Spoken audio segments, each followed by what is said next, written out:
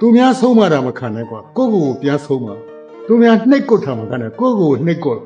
လောကကြီးမှာကိုယ့်ကိုယ်ကိုနှိပ်ကွက်တဲ့သူတွေဟာကြီးပွားတာရှင်ကိုတန်မိုးရှိအောင်သုံးရင်အဲ့ဒီကောင်ရဲ့ဘဝတန်မိုးခဲနဲ့ပြလိုက်တဲ့ခါမှာခဲလိုက်ကြိုက်တဲ့ခွေးက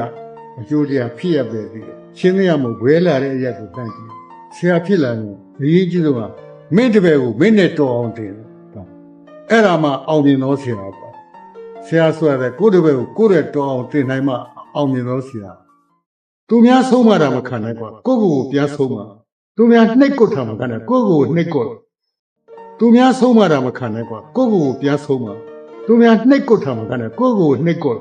လောကကြီးမှာကိုယ့်ကိုယ်ကိုနှိပ်ကွက်တဲ့သူတွေဟာကြီးပွားတာရှင်ကိုတန်မိုးရှိအောင်သုံးရင်အဲ့ဒီကောင်ရဲ့ဘဝတန်မိုးခဲနဲ့ပြလိုက်တဲ့ခါမှာခဲလိုက်ကြိုက်တဲ့ခွေးကအကျိုးတရားဖြစ်ရပဲသေးတယ်ရှင်းရမို့ဝဲလာတဲ့အရက်ကိုတန့်ကြည့်ဆရာဖြစ်လာရင်အရေးကြီးဆုံးကမင်းတပည့်ကိုမင်းနဲ့တော်အောင်တင်အဲ့ဒါမှအောင်မြင်တော့ဆရာပေါ့ဆရာဆိုရတဲ့ကိုယ့်တပည့်ကိုကိုယ့်ရဲ့တော်အောင်တင်နိုင်မှအောင်မြင်တော့ဆရာသူများဆုံးမတာမခံနဲ့ကွာကိုယ့်ကိုယ်ကိုပြန်ဆုံးမသူများနှိပ်ကွက်တာမခံနဲ့ကိုယ့်ကိုယ်ကိုနှိပ်ကွက်